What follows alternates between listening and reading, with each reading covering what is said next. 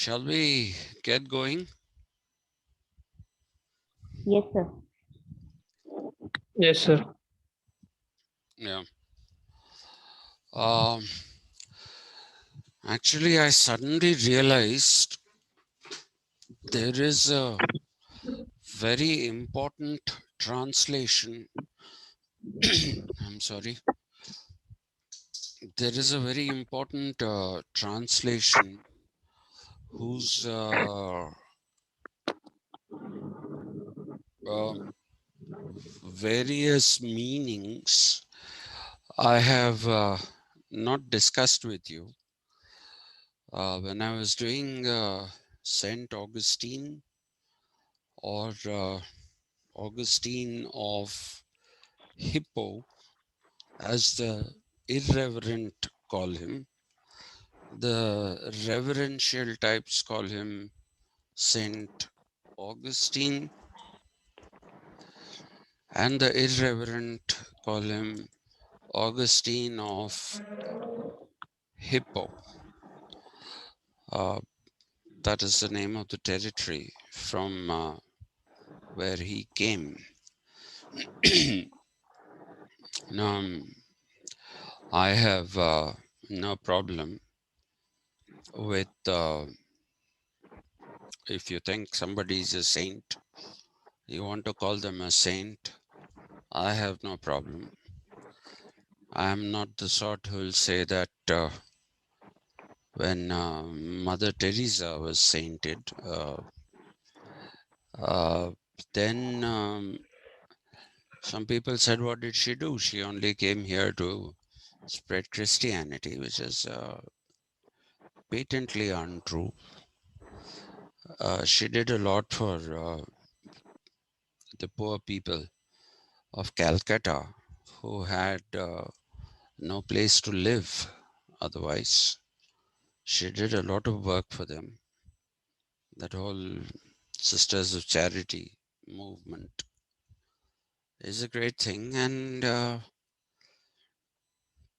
I used to sing baritone or bass parts in a choir, and that required us to sing in churches occasionally, because that was also reverential music. So I had no problems with that. Why should anyone have a problem with that? So let's simply call him, let's combine St. Augustine and Augustine of Hippo and call him St. Augustine. But that is not what we are discussing here today. What we are discussing is this thing that I had talked to you about. Okay, Civitas Dei. Uh, I suddenly realized on Saturday, I think, I suddenly realized that while I have throughout been talking about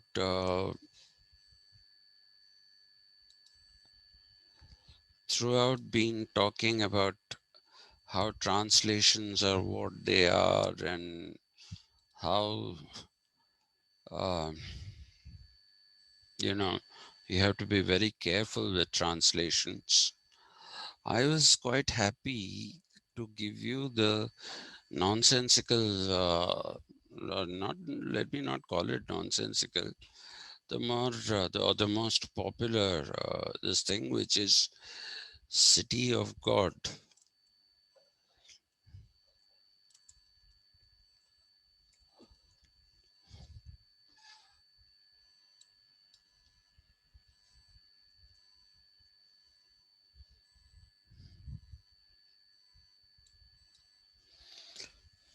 So sheer oversight on my part. I just gave you the translation and didn't tell you that it isn't an accurate translation. This is the translation everybody follows. Civitas doesn't translate into city. Dei doesn't translate into city. What you have to remember is civitas is derived out of the Latin word. Civitas itself is Latin.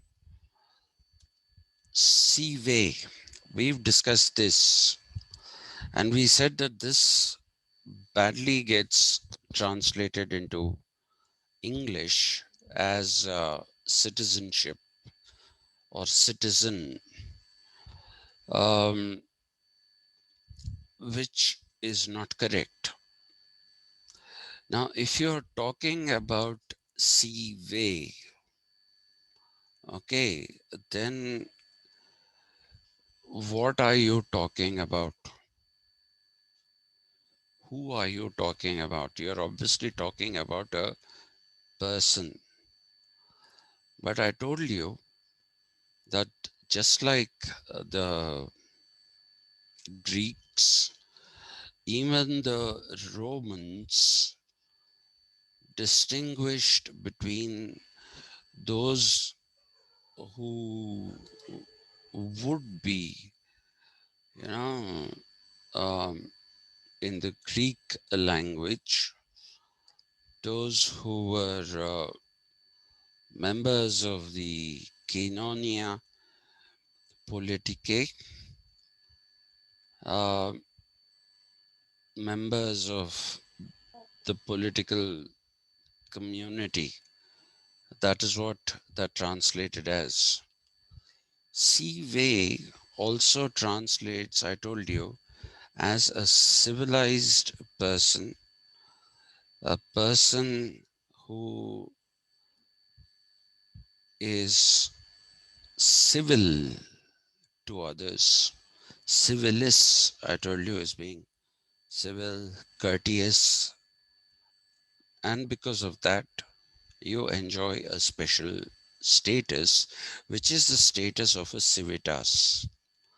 Okay, a cive is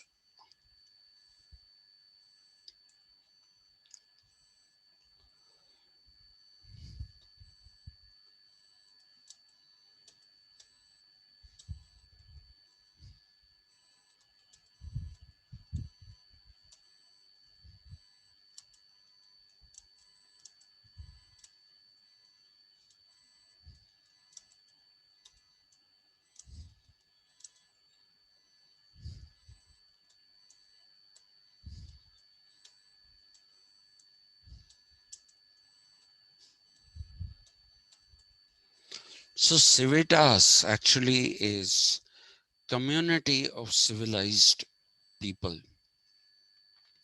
That is what it literally translates, right? And then you have this other problem, which is Dei. So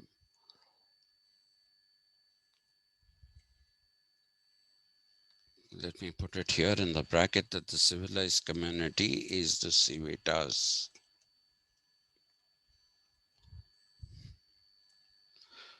The Romans did not um, give citizenship or the status of a civitas to everyone.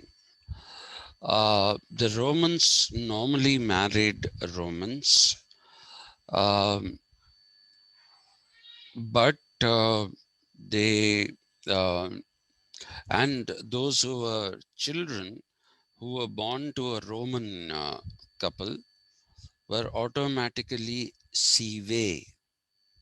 Okay, they became Cive uh, and a part of the Civitas. The Romans were also allowed to marry women from outside, and those people uh, who married a Roman man and those women rather who married a Roman man and had children with that person became a Cive and a part of the Civitas along with her children and husband. Okay, so this was one of the things that the Romans allowed. Then there was another category, non-Romans who fought valiantly.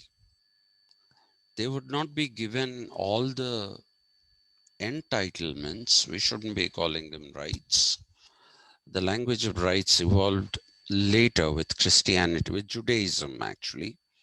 I told you the story of Benjamin, the right hand, and that's how right is right and left is not. Um,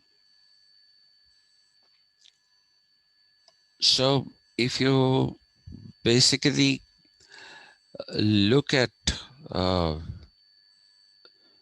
the entitlements, these people were given some entitlements, these brave soldiers. I talked to you about the protectorates, those people who were under Roman protectorates and aided and abetted the Roman Empire in extending its authority over the protectorate, which is a territory. Those people also were given uh, the title of a cive, but they were not made a part of the civitas. They were given the title of a cive, but they were not made a part of the civitas, so to speak. So there is always this thing of discrimination among the Romans, and there's not much anyone can do about it. Uh, Now comes Dei. So if we talk about Dei, Dei in its simplest sense is sacred. Dei in its simplest sense, it actually means sacred. Okay, and if you talk about uh, it further, then it becomes a divinely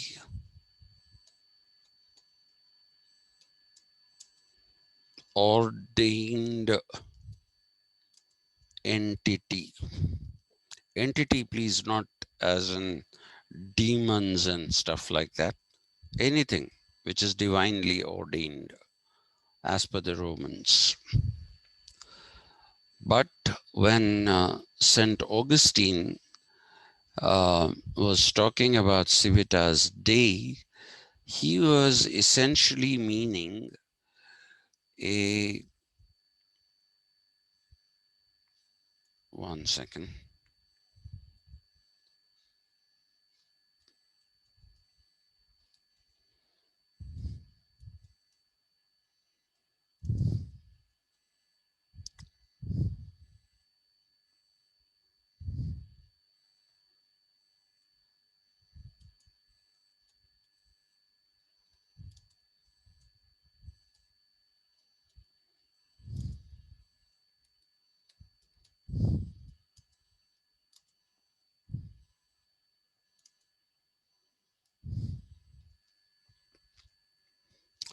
a divinely ordained community of people. Okay, and please remember, unlike the Romans who believed that they were superior to others and therefore they excluded everyone else, from their, what should I say, they excluded them from their membership to the Civitas, you will find St Augustine is conferring the status of the Civitas on every single human being.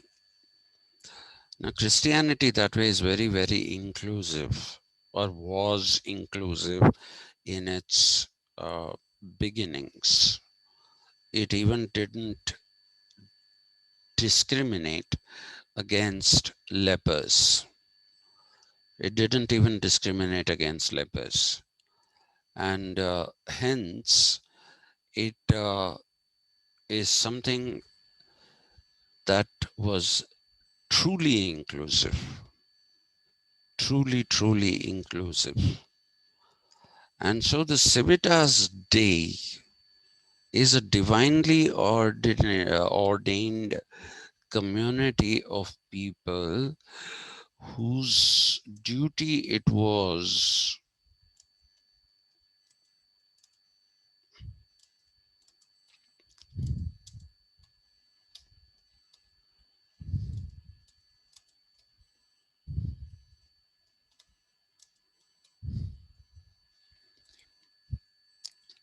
now by then the meaning of virtue had changed.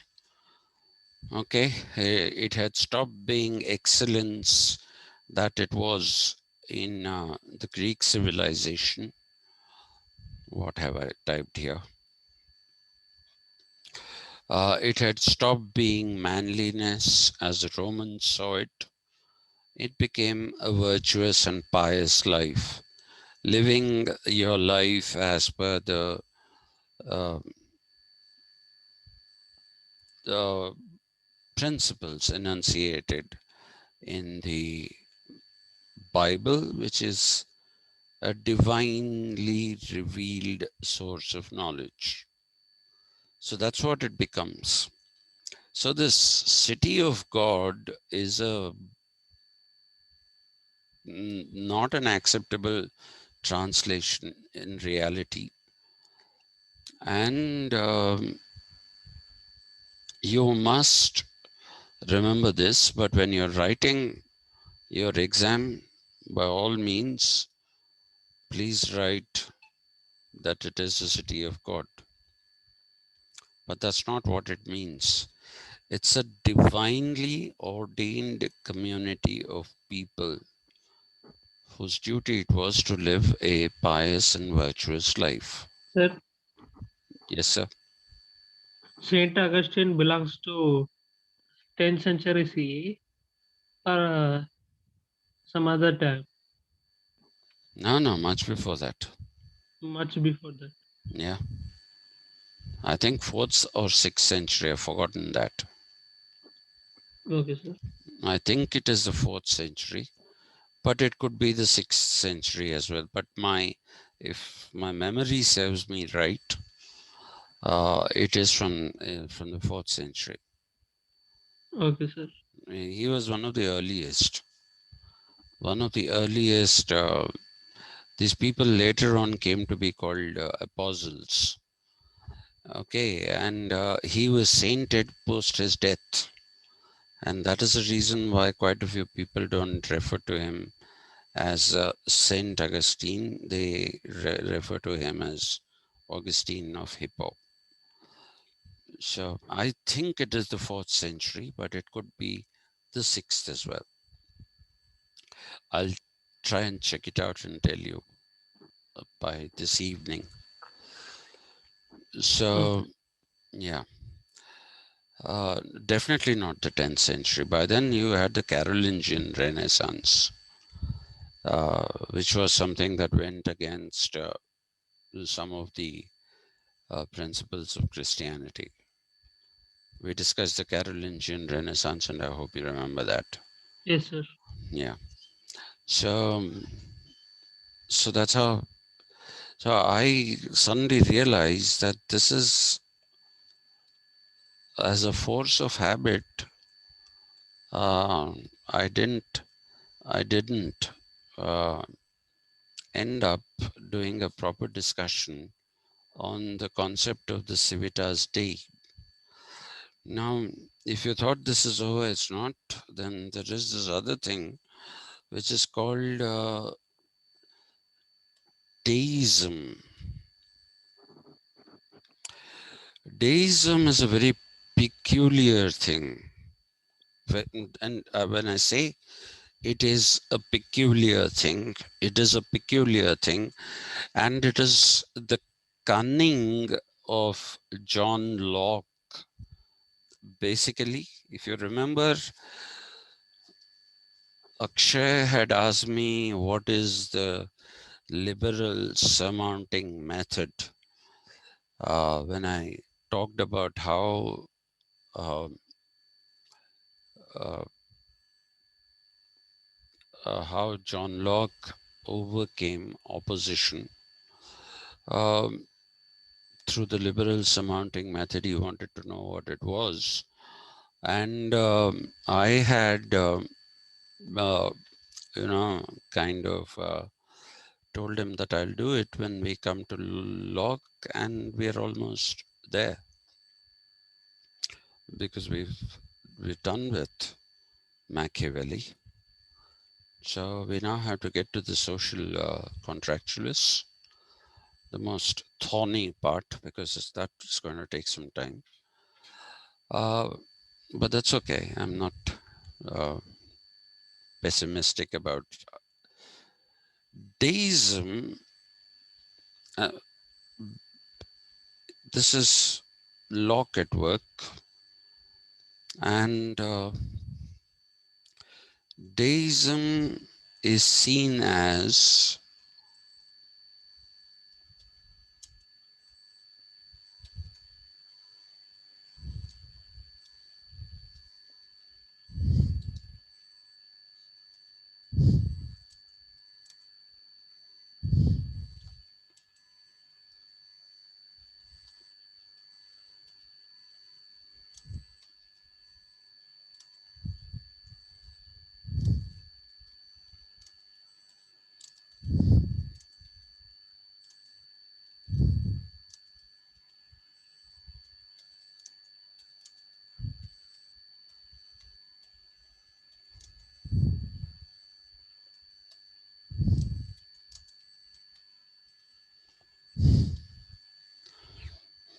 this is what deism means.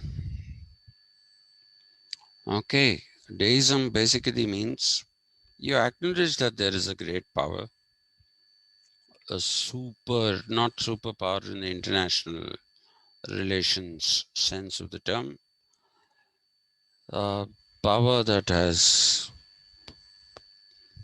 whatever, because those are not described, the qualities. And why are the qualities not described? They are not described because this power has no bearing on human life or society. So if you remember, when I was doing the um,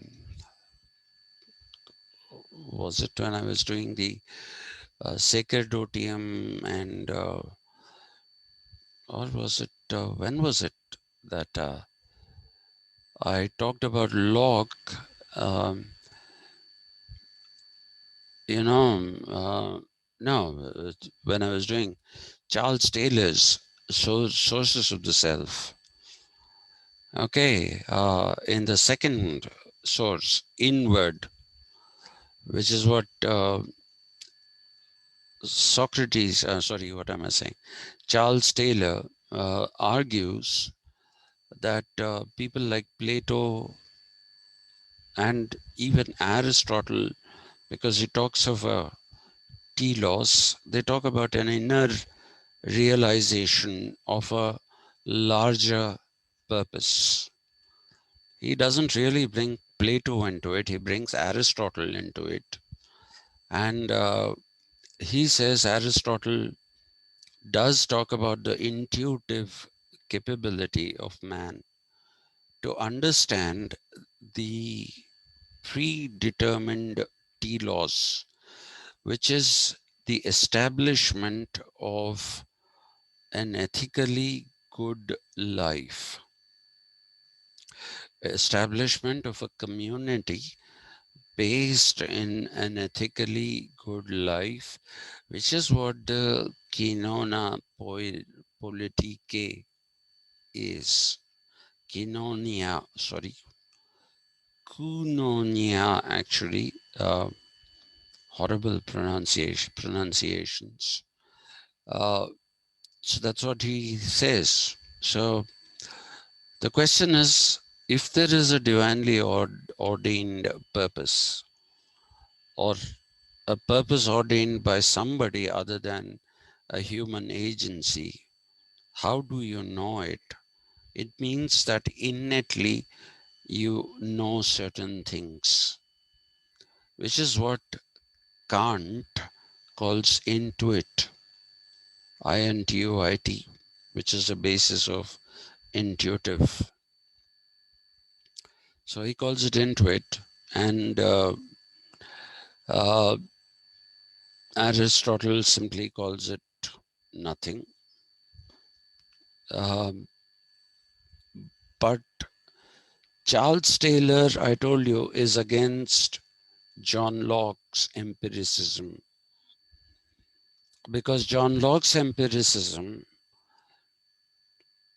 is based purely in senses, which are your uh, five senses, which serve as a conduit to internalize the external world, and the cognitive ability of the mind, which basically uh, plays the role of making all the sensory inputs that are going into your mind, it makes sense of them, and makes it appear as a cogent thought, or as a cogent scenario which you can understand. But as was very rightly pointed out by Charles Taylor, where is the power of understanding morality in empiricism? If you're going to draw everything from the empirical world, which is the world of objects that are outside of you, is there some object which instructs you about morality? And given the fact that Taylor's a whole philosophical system is actually rooted, if you really want this thing, it's rooted in the voice of nature, which is the fourth category, the fourth source. And when he talks about Rousseau and Romanticism, and he says that it is the inner goodness, it is the inner goodness of people coming that needs to be brought out, because this inner goodness, which is there at the time of birth, this particular goodness is lost in a competitive society in which people live. So he saw the bourgeois civil society as something which corrupted the goodness, the innate goodness of people. And he wanted the state, the city state actually, to bring out that goodness. And despite being considered a philosopher, and quite correctly argued as a rationalist as well, he has this romanticism in him, and he has this appreciation of art. He has this appreciation of art where he basically says that the artist is not to be taken lightly. Every artist is bringing out into the open the inner good that is there by birth, by nature, in every single human being, which I told you also goes against this whole idea of the Christians. At that time, I didn't use the word deism, but I'm going to use it now. So, deism is there both among the Christians and in people like John Locke. While the Christian form of deism is please lead a virtuous and pious life. By birth, you're a sinner. You have to be baptized. The original sin has to be washed off. And therefore, therefore, um, they considered deism as a necessity to bring people into a virtuous life, which is not there in him. The urge is to sin.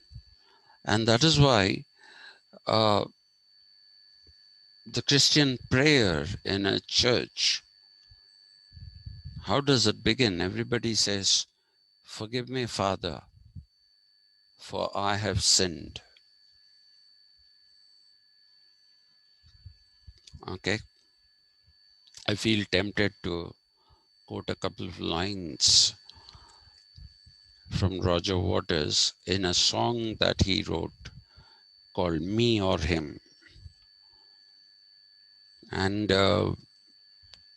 that he says, "Forgive me, Father, for I have sinned, but it was either me or him.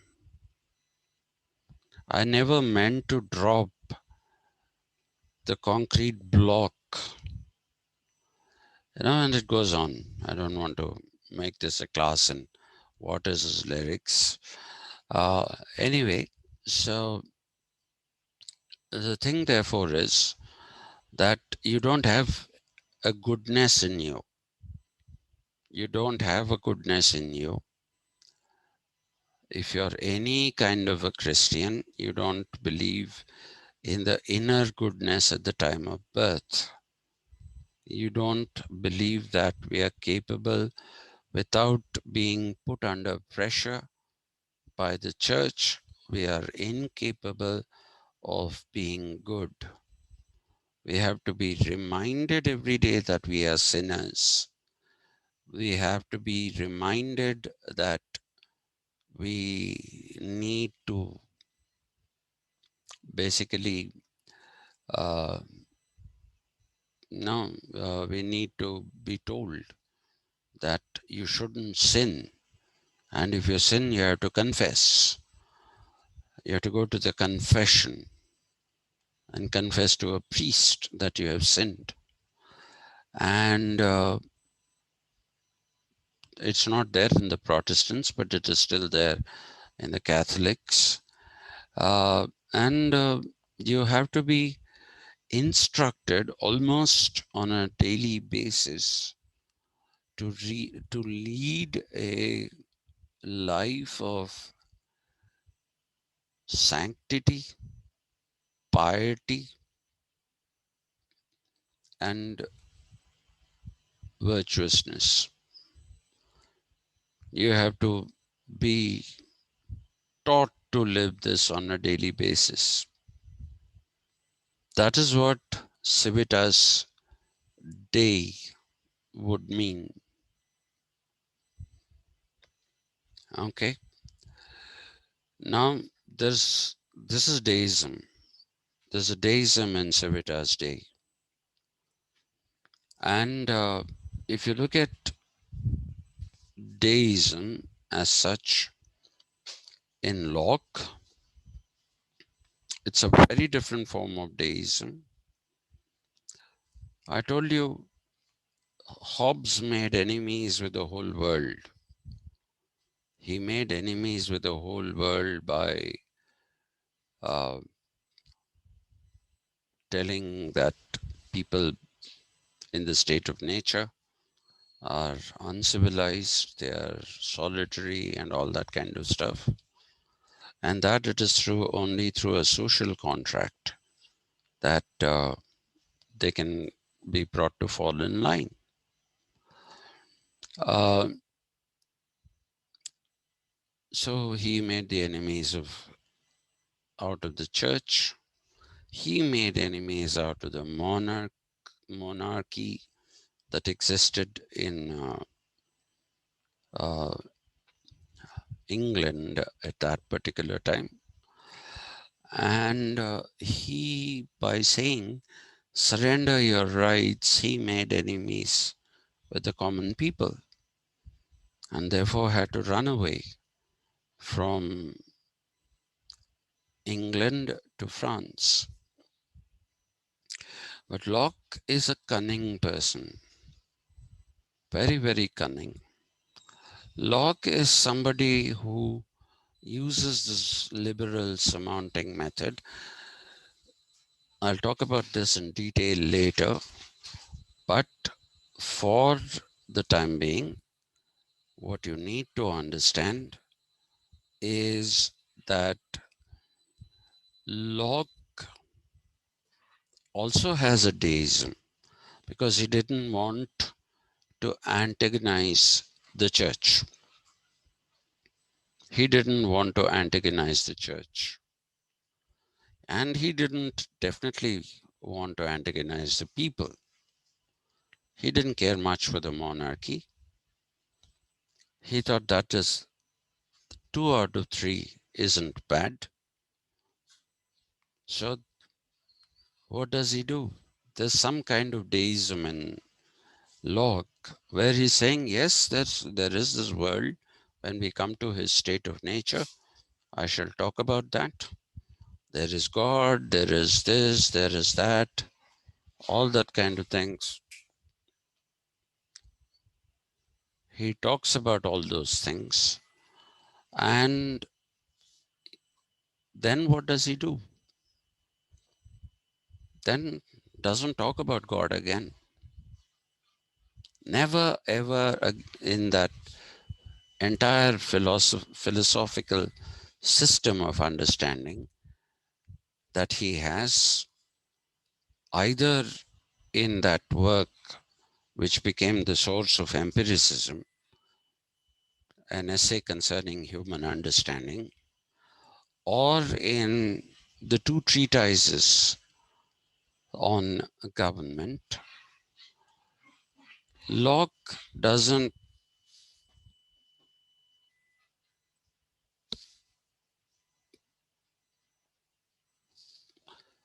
Locke doesn't uh,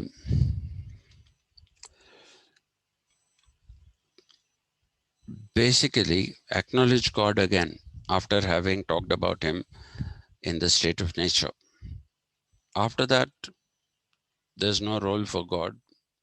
So that kind of deism is where you say there is a God, but that's about it. Okay? He, you don't say that you have to pray to God. You don't, say that we have to talk about things which are divine. No. Locke is completely this worldly,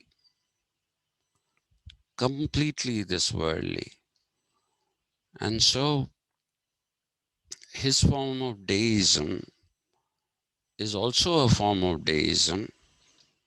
In fact, Taylor is somebody who's vociferously opposed to the form of deism that you find in John Locke. And he is someone who says that even the Christian thinkers are better than Locke, while they might have been inculcating what is considered uh, superstitious behavior today. But he says that there was a certain love for humanity in the teachings of Christ, which is something that you don't find in Locke.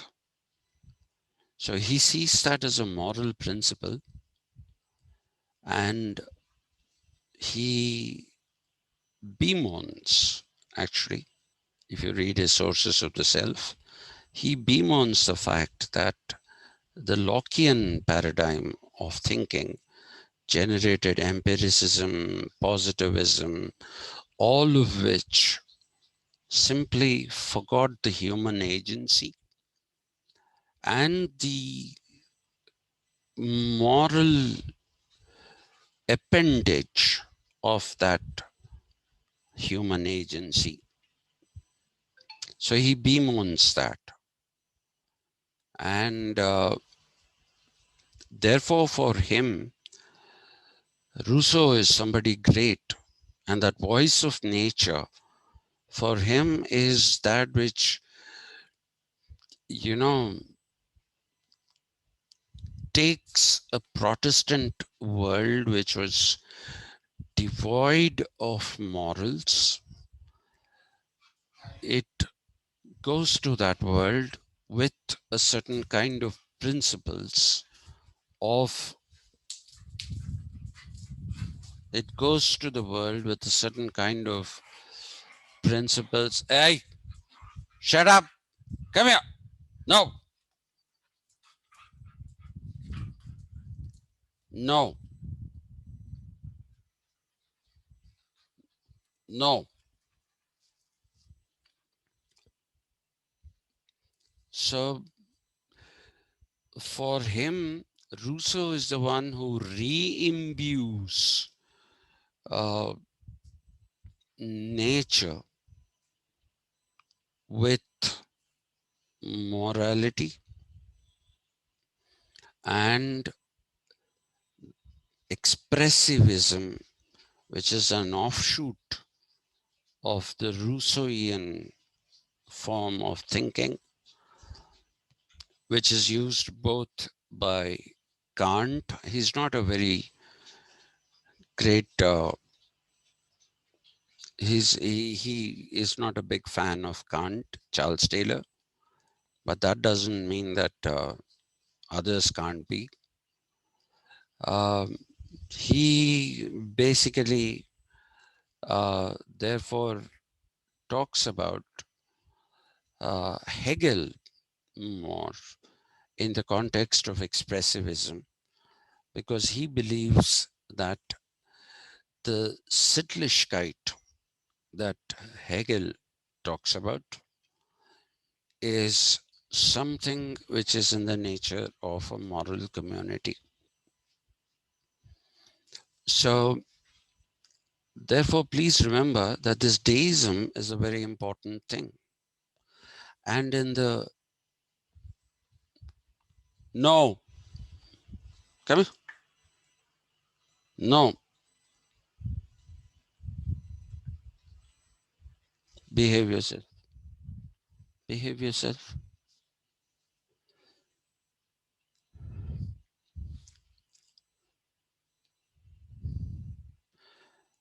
So, deism again has a different kinds of meanings for us. For us, it's not deism, it is deification or creating deities, idols, worshipped. Okay, both figuratively and literally. Okay, idol worship is both figurative and literal. We say, who's your idol? And you'll say, I don't know how many people will now say Amir Khan is their idol. Uh, Twice divorced, and somebody who always, for me, when I was active on Facebook, I used to find people singing praises of him. And when he talked about corruption at the time when Anna Hazare was talking about a Lokpal, and this man was making noises about corruption, I got into a series of fights with a number of Amir Khan fans saying that Amir Khan is a hypocrite. If he's such a great fellow, if he's not at all corrupt, why doesn't he disclose his income, how much tax he pays? He should disclose those details. Otherwise, he should shut his mouth. We don't need ill-educated, certified half-wit like Amir Khan telling us what is good and what is bad. I think it's an insult. Any of these film people, I don't know, they have no right to do any rubbish other than their own stupid acting careers. Let them act, make money, and go to wherever they go. But, sitting and acting pious and preaching to the world, not acceptable. So Deism can be both literally a deity, Lord Venkateshwara in Tiru, Tirumala, and in a temple run by TTD right behind me. Every evening, the Alvars sing songs. The Alvars are the main devotees of Lord Venkateshwara,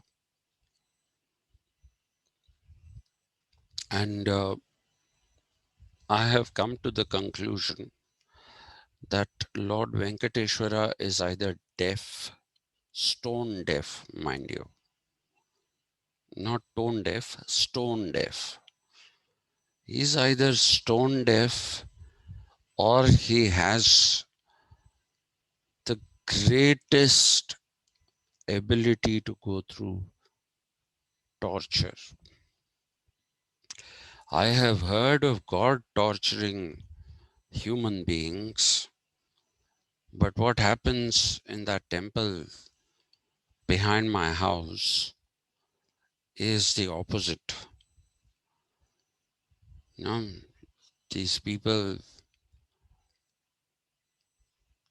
they are so terrible in the way they sing. I had to go and give a police complaint once, which they refused to take, saying it's against a temple. So, anyway, let that be. That's digressing, but that's deification. Deification is different from deism and dei, though it shares the root with the same. It shares the root with the same, but it's a bit different. Uh, so, having clarified deism, and Civitas Dei. Uh, let's get back to this. Isn't exactly an out of place discussion because I told you that there's a revival of the political and you know pushing of the ethical out by Machiavelli in order to make the political stand up. And for Machiavelli, the political was the imperium. So please, again, do not get confused with just because he has revived the word political does not mean that he has revived anything of ancient Greece, anything from ancient Greece. And if we talk about the political, to a very limited extent, we should talk about Plato, because all said and done, the Greek title of his work, the Republica, the Republic, or Res Publica, as it has been translated into Latin, is actually Politeia. And if you see that in Aristotle, there is taking Politeia to another level by conjoining Politeia with uh, what? Yes, ma'am. Sir, what is city of man in Augustine? He said there are two cities. One is city of God and the other No, city no, of. no, no, no, no. I'm just trying to tell you, City of God is a wrong translation. Okay. I'm not trying to tell you there are two cities. There So are is, there? there are no cities. That's what I'm trying to tell you. The mistake that I made when I taught you St. Augustine was that I just gave you the city of God and didn't dwell on the part that talks about how he called Civitas Dei. I just took the translation as it is and gave it to you, which Hmm. I felt was a mistake because when I was talking about the separation of ethics and politics, which was carried out by Machiavelli, and also when I was talking to you about Charles Taylor and his rejection of John Locke, that in those two instances, because again, deism is used even in the context of Locke. Deism is used in the context of St. Augustine, but it's used in two different ways. Okay, and that is when I thought I should clarify this. I should clarify this because otherwise, where are the cities there? There are no cities in that time. So civitas does not in any sense translate into city. So what we are saying is there is no city. Dei can be God, but a better word for that is a divinely, not a word, a better explanation for that is a divinely ordained entity. Divinely ordained entity. Okay. And because it is divinely ordained, it is sacred. So when we are talking about Civitas Dei, as such, we are talking about a divinely ordained community of people. You have to take that definition verbatim It is like, Newton's uh, third law of motion. Okay, it is like Newton's third law of motion, where he says every force is, I've forgotten that verbatim, met by an equal and whatever. So you have to use that Every verb. action has equal and opposite reaction. Opposite reaction. Yeah, thanks. Thank you. Akshay is always my savior. Hmm. So I should call him Akshay the Messiah. Yeah, every action has an equal and opposite reaction. So, yeah, so it is like that. You have to use that thing as divinely ordained community of people whose duty it is to live a pious and virtuous life. And that is how it becomes a sacred divine entity. So, any other this thing? So there There, are no two cities as such, which there you are there are there are no cities anywhere. okay. There is Like no what is the there's no type? one city also. It's just a community. It's just a community of people. It is not a city in any sense of the term. He's not even also talking about a village. He's not talking about anything which has certain kinds of governance attached to it.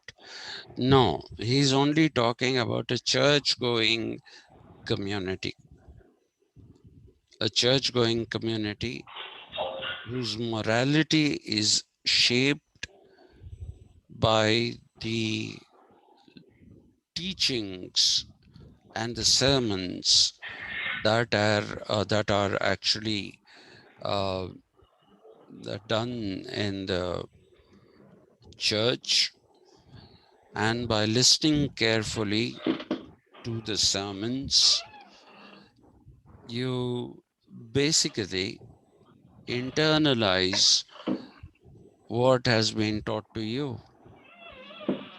And what has been taught to you is piety and virtuosity. Okay, that is what is taught to you in a church.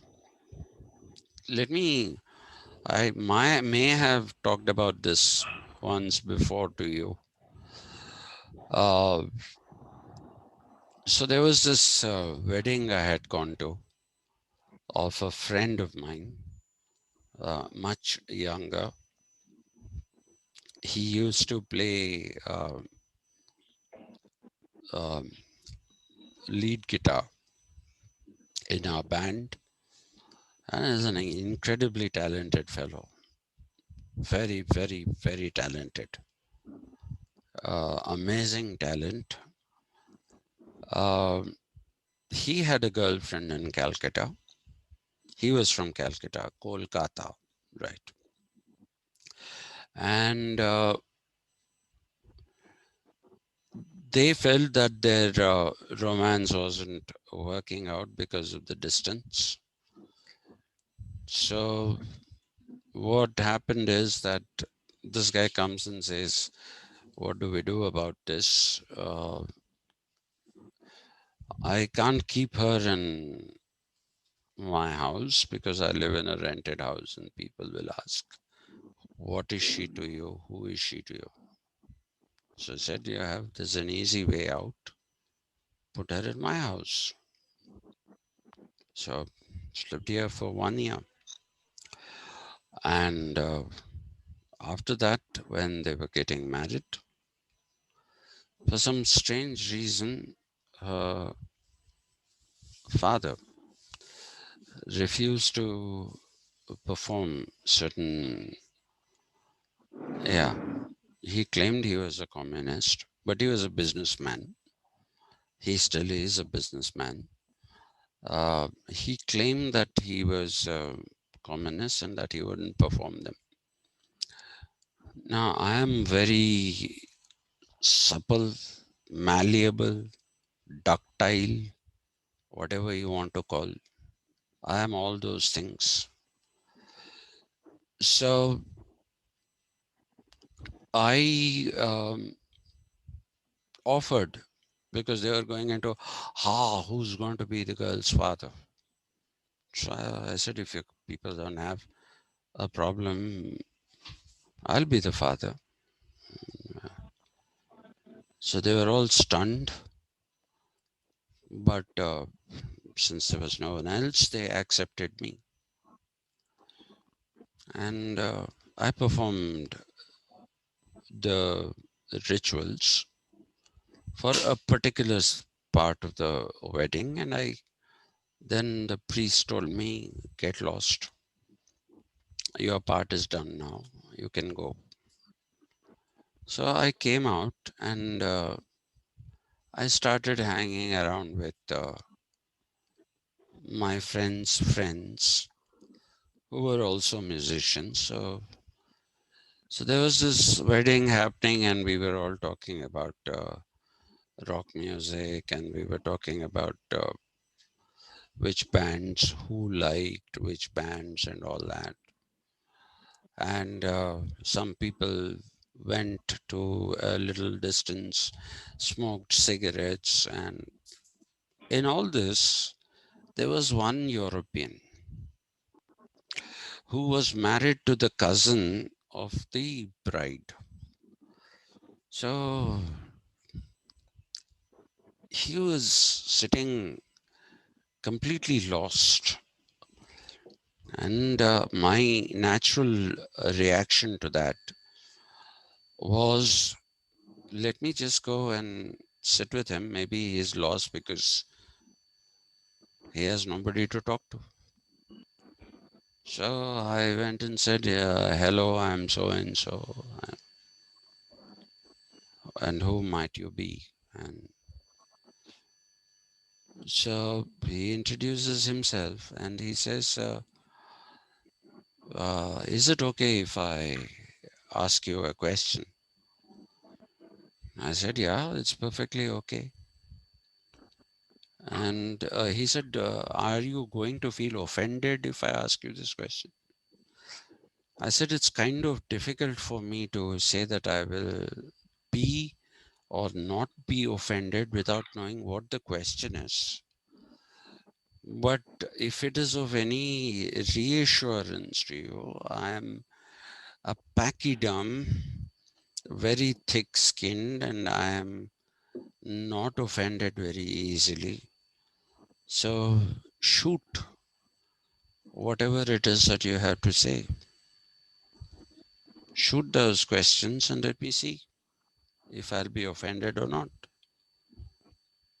And so he says, you were some time ago sitting there. Now you're here. Then I saw you some time ago. You went out and not went out, you went out there and you were talking to these people. And I see everybody here has formed into groups and they're all talking amongst each other. And it's almost as if the wedding ceremony is uh, irrelevant. I said, it is not irrelevant, it is relevant.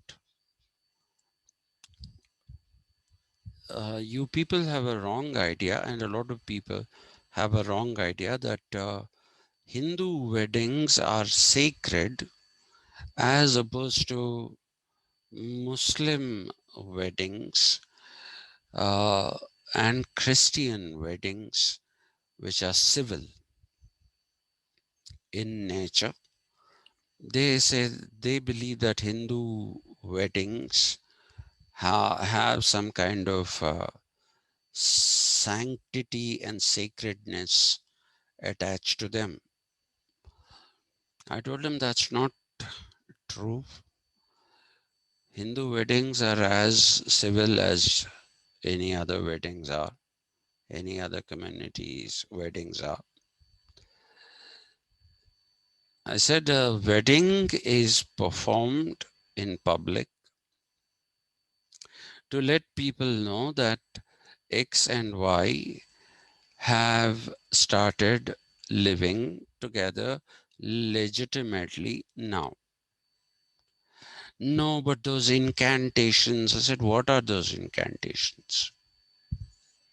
Those incantations in Sanskrit are all incantations about the temporal aspects of life. What you have as a sermon, which is preached by a padre, or in the case of a Muslim wedding, a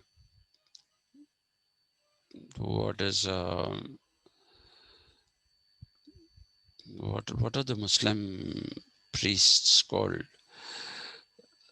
Qazis, like your padres and qazis. These people are just going through, and I said, you must understand that in the earlier part of uh, the civilization which you people know as Hinduism, there were certain rules based in cosmology, and one of them was that a girl had to be married at the age of 8, not from the date of her birth, but from the date of her conception, when she turns 8. And a boy had to undergo that thread ceremony, Upanayana, again from the age of conception to, I think, the age of anywhere between 9 and 11 years, and enter brahmacharya, and then weddings were performed. So you see, there are lots of games. So that was the one time being married helped me. Otherwise, I didn't see any help whatsoever in being married. It didn't help me in any way. So I could tell him that we play games which children play. There's a ring thrown into a pot. Both the bride and the groom have to put their hands into the pot. They have to pull them out. So it's basically, a childhood thing. Uh, because we have progressed with time, we now understand the date, and uh, those kind of ages are not for marriage. So there have been reformers right from the 19th century who have fought against child marriages and all kinds of things. And so we've reached this stage. But these ceremonies, they continue to be the same that were for children. These were for children, and so when you people get married, you will know. You will know that these are all children's games that you play. So I told him, so there's nothing sacred about this. This is just to let people know that these are now married. That's the whole idea of a wedding. I said, you're here in a city, so you're not seeing it. But if you were to go to a village, you will find that there'll be a group of people carrying some kind of a this thing. What do we say? Some kind of a cloth tied to 4 sticks, pretty long cloth, and the bride and the groom and the near and dear of the bride and the groom walk under that. That is a protection from sun. They walk under that around the whole village, because the villages in the ancient times are very small. But they walk around the whole village, and that is to let people know, look, now these people are married. They are married. The only thing that comes to anywhere near uh, even a cosmological purpose is like what you people have in Christianity, that in suffering, in happiness and sorrow and pain, till death do us apart. Uh, like that, there is an invocation of the Panchabhutas, the five elements that constitute the universe and constitute the human body. So, a wedding is performed as uh, the five elements as being witnesses to the wedding. That is just about the part that comes anywhere near being otherworldly, if you like. Otherwise, it's all this world only. So he was stunned. He said, do you know Christian weddings are very different? I said, yes. Christian weddings are very, very different. And I've been to them and I've been bored to death. And once you get in, you can't even get out. So I said, yeah, that's why I avoid them. I avoid Christian weddings because I can't take that sermon. Uh, and I don't attend Arya Samaj weddings because they also have sermons. Those are difficult to take. Actually, I don't attend weddings. And in my own wedding, I was wishing I wasn't there. If somehow I could get married by not being there, it would have been fine, but I don't think it was possible. So it didn't happen that way. But really, I was really wishing, wondering, what am I doing here? Why am I here? And had some choicest things to say to my father the next day, all in the name of acceptability of the bride who is half British, who put me through torture. And this is, I told him, I'll never forgive you. That was, of course, a joke. But really, I find weddings, all these ceremonies are painful. Anyway, so what I'm trying to tell you is that it is something that surprises these Muslims who are not Indians and Christians who are not Indians, that Hindu weddings are like a party. They're basically like a party. And people are generally having a ball, enjoying themselves, and talking politics, talking this, talking that. And in Hyderabad, I noticed one thing. They're waiting for somebody to come and give you those akshatas, as they're called, that rice grains. And so once they are given to you and you're told you can throw them, People stand up wherever they are and like that. They throw the akshatas. In many instances, I unfortunately sat in the middle rows, and people from back were throwing things on my head. So it didn't feel right that those things were not meant for me.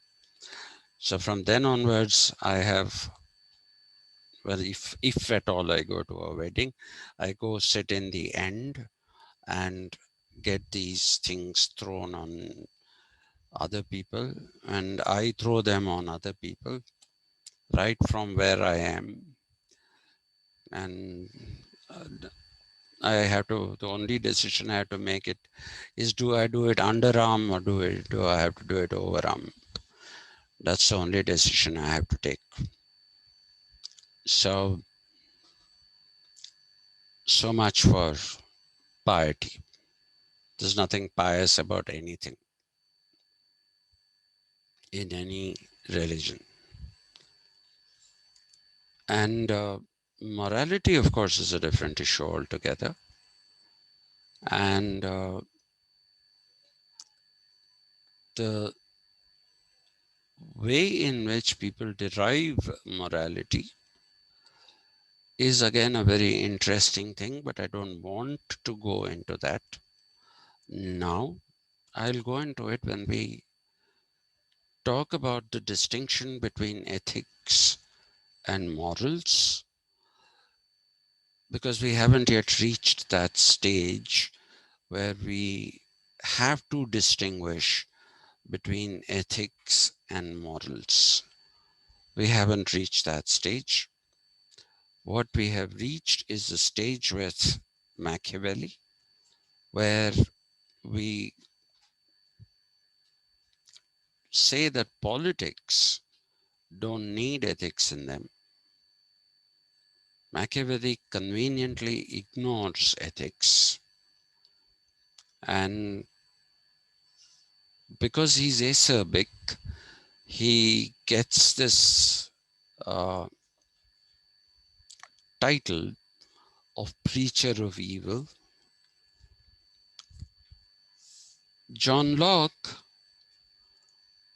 who acknowledges God, if you want,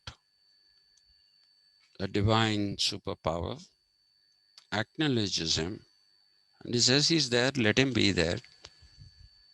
He'll take care of himself. We'll take care of ourselves. You know, because Akshay likes, or is it Akshay or Padma who likes one word, one line explanations? Uh, one line explanation of John Locke's philosophy is he'll God will take care of himself, and we will take care of ourselves. That is the basic uh, philosophy that we find.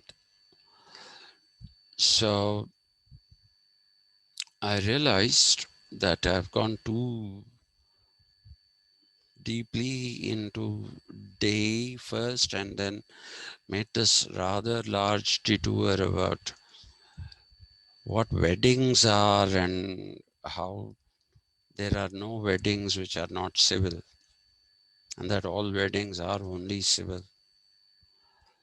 So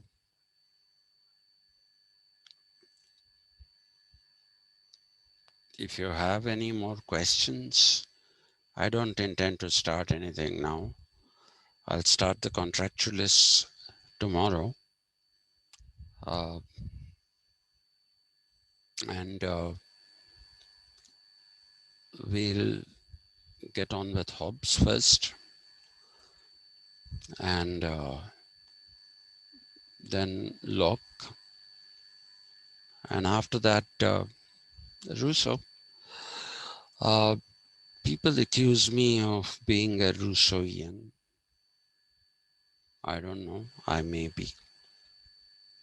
A lot of people have accused me of being a Rousseauian. I'm consciously never anyone. I don't say I have to be a Marxist, I have to be a Kantian, I have to be a Hegelian. I'm not, I don't like labels. The only label I'll take is my given name because it's given to me by my parents. That is the only name that is, for me, my identity. I don't, I might have several other identities, but I see no reason why I should express them. So, uh, any questions? Sir, which philosopher do you like the most? Philosopher or thinker? Whom do you like the most? I like them all. Why are you asking me? It's like putting a wonderful basket of fruits in front of you and saying, choose one from this. I'd rather have the whole basket. Now you know why I'm this size. Hmm? I like to have the whole basket. No, there's no need to say I like somebody the most. Unconsciously, sometimes we resonate with others. I somehow seem to, according to others, not my own feeling. People tell me that I resonate a lot with Rousseau. And despite my avowed claims that I'm not a Marxist in any sense of the term, people tell me that I'm a big sympathizer of Marx and that I teach Marx with a passion that I don't teach any other philosopher with. That's what some people tell me, which is probably true because Marx is definitely one of my heroes because he was, I'm not a Marxist, but the cause that he was fighting for is a cause that is is very, very close to my own heart. And I say this not because I can remember uh, from about when I was 2.5 years old, I can remember that I was moved always by poverty. I was moved by suffering. And Marx is addressing himself to all these things. So it's quite possible that I resonate with Marx, but I'm not a Marxist because I don't agree with most of the things that he says about life. I mean, the things that he says about life, about poverty, all those I agree with, but his claims about himself and the solutions, I don't agree with. But I think he's a great man, and I resonate with Gandhi, apparently. And I actually feel sad about what we have done to Gandhi in this country. So there isn't one.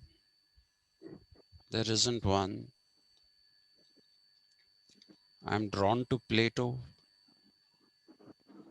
because of the passion. Quite a few of the philosophers have a tendency, especially the Germans, they have a tendency to be extremely unemotional in their construction of philosophies or philosophy. But I find Plato is passionate, very, very passionate. I find that Aristotle is passionate. So no, I will not choose. I don't know, and the ancient Indian thought is something that has become some kind of an obsession with me these days, and I've been pursuing it with great vigor.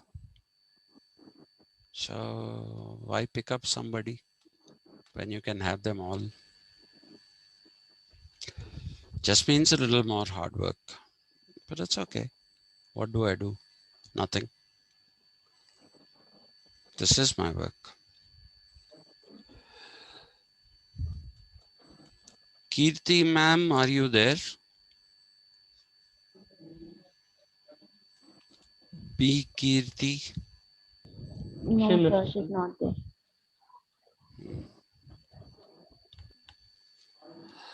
Uh, any other questions? No, sir. Right. I don't see this as a class gone waste. Yes, sir. Hmm. I always believe that what we learn informally is as important as what we learn formally. So I'm not seeing this as a class that has gone waste. I asked for Kirti. If any of you can contact her, uh, please contact her and ask her to come for today's evening class, because I have an agenda for today's evening class. Akshay Pantulu, Sir. uh, if you know anybody among the men of the class who suffers from an exam phobia, an exam, not phobia, what am I saying? Sorry, an exam anxiety. How do we study for an exam? What do we study for an exam?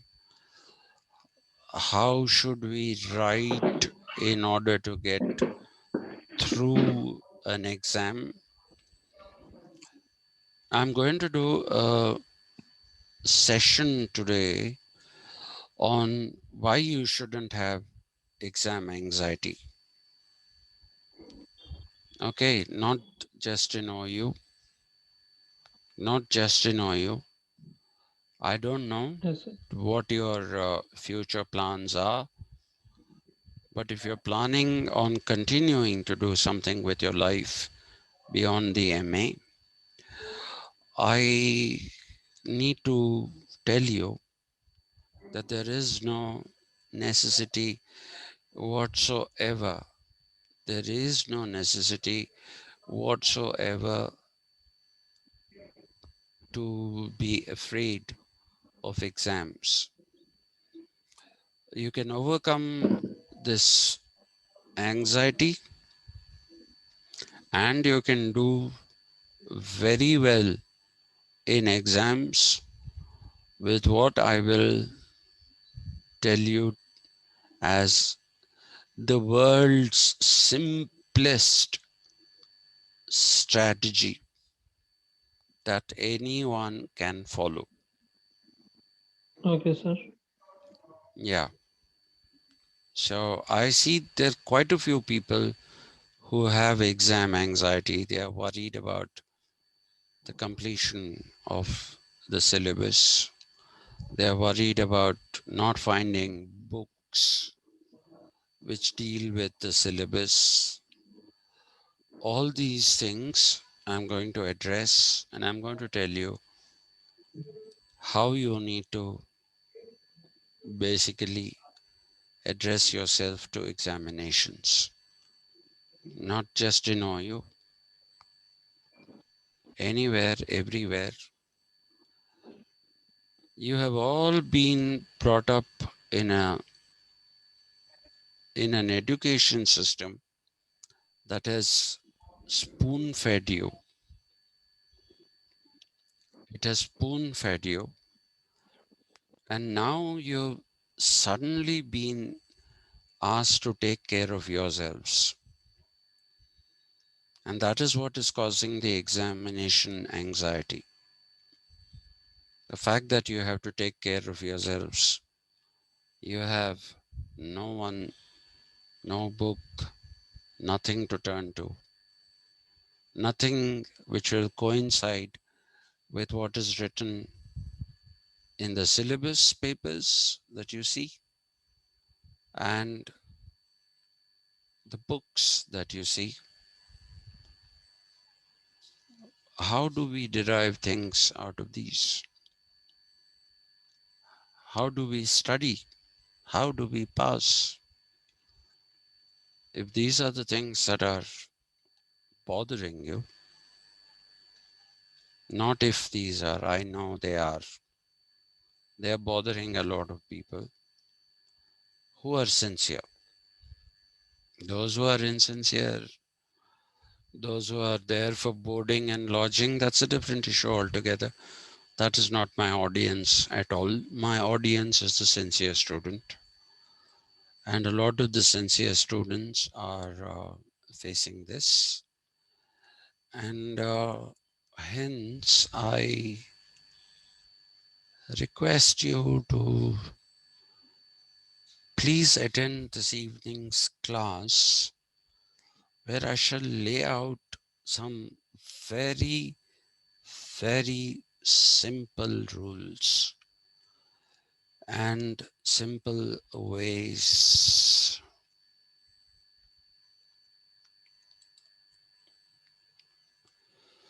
Savonarola. My answer to that is he's the brother of Motorola.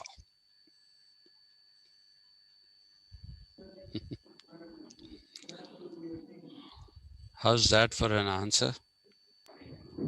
Okay, I was laughing. Yeah. Savonarola is one of the Renaissance figures of Italy. Is one of the Renaissance figures of Italy. Now, if you want me to uh, basically tell you more about him, you'll require a little bit of time. We have only Yes, sir. 3 minutes. Uh, he was an important person, but not terribly important. Savonarola he played a commendable role in the Renaissance period, without doubt, uh, in Machiavelli's times as well. So, yeah, maybe after I finish what I have to say this evening, uh, then we'll probably talk about Savonarola if there is some time still left. Yes, sir. Okay, I think we'll do that. All right. Okay, then. Thank you very much. But please do get in touch with anyone and everyone who has exam anxiety and ask them to come for the evening class. Yes, sir. Yeah. Yes, sir. Sorry? No, sir, nothing. Yeah. So if you have a problem, you can raise your questions. You can tell me what is it that you fear? What are your fears? If you tell me those things, it will become even more easy for me to deal with things. Incidentally, how did you do in the exam the other day? Nice, sir. Political thought. We did well. Yes, sir. I told you, keep it simple. So did you get your marks? No, sir. No, sir. We Okay. didn't get. I was told that they have some software that'll match the key with uh, your answers. Anyway, I'm sure everybody will get at least 15 out of 15. Yeah. Okay then. So see you in the evening. Yes, sir. Yes, sir. Okay. Okay. Thank you, sir. Thank you. Thank you, sir. Yeah.